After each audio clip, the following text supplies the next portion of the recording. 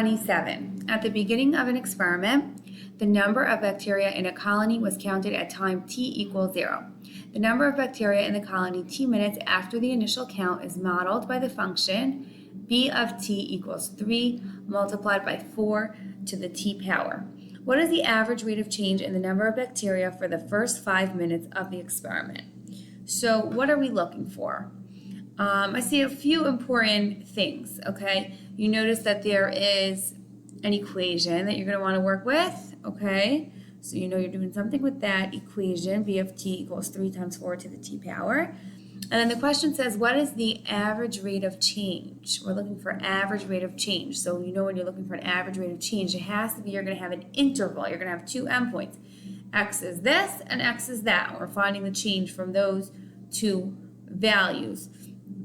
In this case, actually, it's t and not x.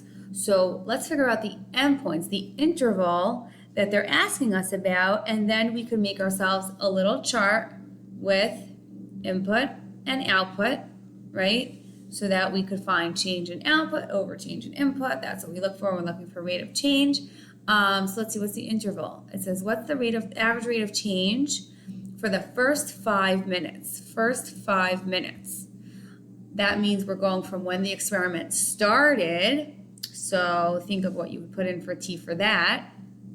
That would be 0, right? That would be time 0. That's the start of the experiment until 5 minutes passed.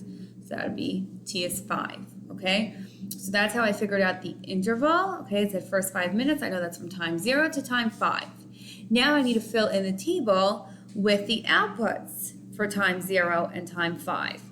So I'm going to use the function, right? 3 times 4 to the t power.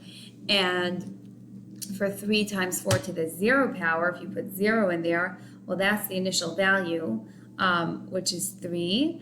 And then for 3 times 4 to the 5th power, right, an input of 5, you're probably going to want to use a calculator because that's multiplying by 4 5 times, right? Or you could just put in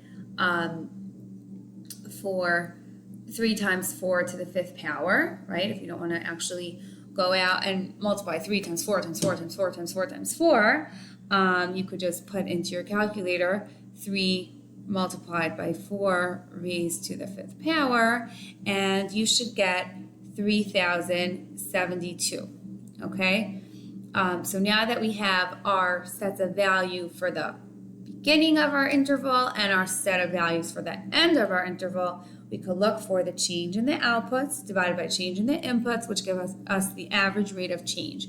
So 3 to 3072, that's an increase of 3,069. And from 0 to 5, that is an increase of 5.